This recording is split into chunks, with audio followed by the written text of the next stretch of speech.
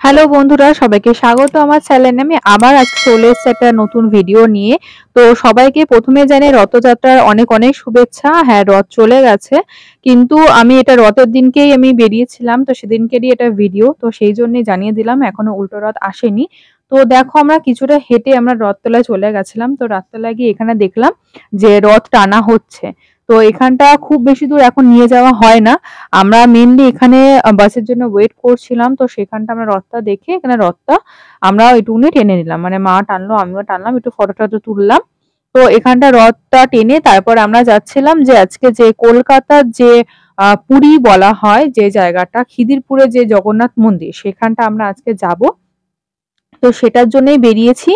আর রথের দিন অনেক গাড়ি ঘোড়া কম ছিল, তো আমাদের যেতে অনেকটাই প্রবলেম হয়েছে। তো অন্যদিন আশা করছি সেরকম প্রবলেম হবে না। খিদিরপুরে তোমরা যেটা খিদিরপুরে গিয়ে ওখানে কেএমসি যেটা রয়েছে, হেলথ ক্যাম্পটা, যেটা হসপিটাল আছে, তার ঠিক উল্টো দিক রাস্তায়, যেটা ওই উল্টো দিক রাস্তায় ধরে গেলে কিছুটা গেলেই মন্দিরটা পাওয়া যায়। এখানে দেখো, ওখানে রথ টানার পরে এখানটা কিছু বাচ্চারা নাচ করছিল, সেটা আমরা দেখলাম। তো সেটা দেখে খুব ভালো লাগছিল। কিছুক্ষণ দেখার পরে তাও কোনো বাস আমরা পাচ্ছিলাম না। মানে আমাদের বাড়ির সামনে থেকে ১ নম্বর বাসটা যায়। তো ১ নম্বর বাস যারা 1A যায়, 1A আমাদের বাড়ির সামনে থেকে যায় না, ওটা রুবির দিক দিয়ে হয়ে যায়, মানে পোস্ট অফিস হয়ে। তো আমরা না পাওয়াতে অনেক ব্রেক করে করে এসছি। আস্তে আস্তে দেখো সন্ধে হয়ে গেছিল। তো এখানটা একটা মন্দির ছিল, কৃষ্ণ ঠাকুরের মন্দির। তো আমরা ফার্স্টে ভাবছিলাম এইটাই জগন্নাথ মন্দির, কিন্তু এটা নয়। তার কিছুটা এগিয়ে গিয়ে দেখলাম এখানটা আবার প্যান্ডেল করা রয়েছে, এইটা মেন জগন্নাথ মন্দিরটা। তো এখানটা আমরা ঢুকলাম। প্রথমে তো ভাবছিলাম যে রথের দিন আসছি, খুব ভিড় হবে না হবে এরকম। এখানে দেখো জুতো রাখার জায়গা রয়েছে, আর এখানে আর একটা মন্দির রয়েছে। আহ বটমঙ্গলা মায়ের একটা মন্দির রয়েছে এখানটা।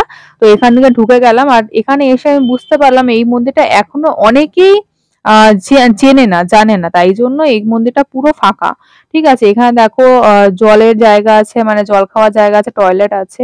এদিকে মহাপ্রসাদের টিকিটের আছে। এখানটা পুরো প্রোগ্রাম দেওয়া রয়েছে, কবে কি প্রোগ্রাম হয় না হয়। তো ওখান থেকে আমরা প্রসাদ নিয়ে নিয়েছিলাম, ওখানে প্রসাদের ভিডিওটা করা হয়নি। তো প্রসাদে ওখানে ৫টা গজা ছিল, মোমবাতি ছিল, মানে একটা প্রদীপ ছিল, ঘিয়ের প্রদীপ। আর একটা ধূপকাঠি ছিল ৫১ টাকা, যেটা এটা এতে ১০১ টাকা, আরটু হয়তো বেশি পেতে পারো। এখানে দেখো একটা হল ঘর মতো আছে, এখানে প্রোগ্রাম হয়। তো এখানে দেখো প্রথমে ঢুকেই এখানটা একটা বজরংবলীর মূর্তি আছে। সামনে এখানে একটা তুলসী মায়ের মন্দির আছে, দেখো তুলসী মা এখানে বসে আছেন। এদিকে একটা জগন্নাথ মন্দির রয়েছে, মানে জগন্নাথের একটা মূর্তি রয়েছে ছোট, একদম উপরে ওঠার আগে। তো এখানটা আমরা এগুলো দেখে নিলাম, মা ধূপকাঠি আর প্রদীপটা দেখিয়ে দিল, আমিও দেখিয়ে দিলাম। দেখে তারপর আমরা উপর দিকে যাব। তো জায়গাটা অনেকটাই ফাঁকা ছিল। আমরা খুব চিন্তা করছিলাম যে আজকে রথের দিন যাচ্ছি, কতটা ভিড় হবে না হবে। তো ভেবে ভেবে যে না, অনেকদিন ধরে আসবো আসবো করে আসা হচ্ছে না, তো আজকে যাবই। তো ভিড় হোক আর যাই হোক, আজকে যাব।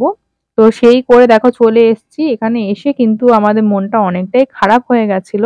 কেন কি, আমরা যখন ওপরে উঠলাম, এখানে দেখো মা মোমবাতি দেখিয়ে নিয়েছে, প্রদীপ দেখিয়ে নিয়েছে, প্রদীপটা এখানে দেখিয়ে নিচ্ছে, ধূপকাঠিও দেখে নিল। তো এখানটা আমরা সব দেখে তারপর ওপরে আমরা গেছিলাম। ওই দিকে একটা সিঁড়ি আছে, সিঁড়িটা দিয়ে ওপর দিকে যেতে হয়। উপরের জায়গাটা খুবই সুন্দর, মন্দিরটা খুবই সুন্দর। বসার জায়গা আছে দুদিকেই, মানে মন্দিরের যে বাঁ দিক ডান দিক দুদিকে অনেকটা এরিয়া নিয়ে মন্দিরটা করা। তো সেখানে সুন্দর বসার জায়গা আছে, তোমরা এসে এখানে বসতে পারো, তোমাদের ভালো লাগবে।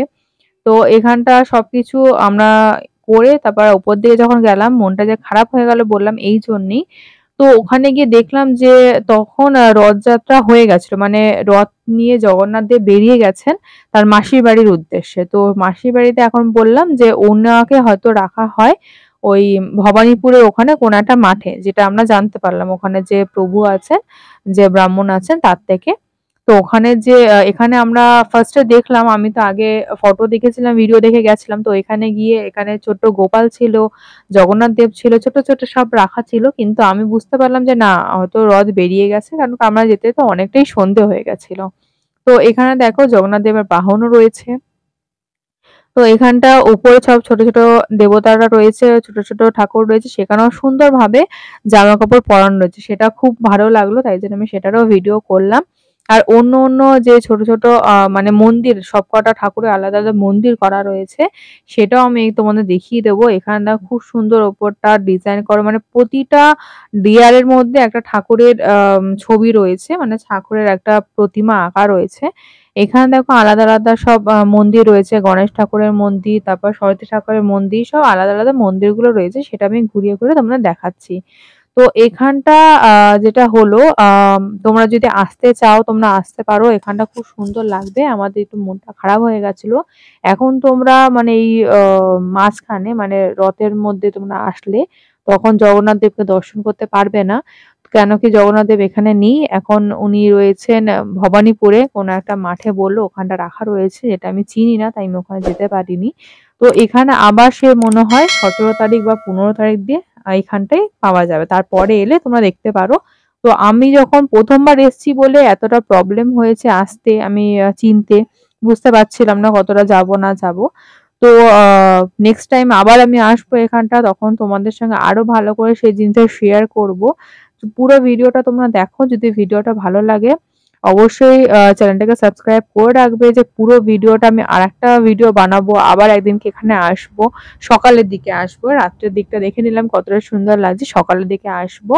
তো সেটা যদি তোমরা দেখতে চাও সেটা চ্যানেলটা সাবস্ক্রাইব করে রেখো।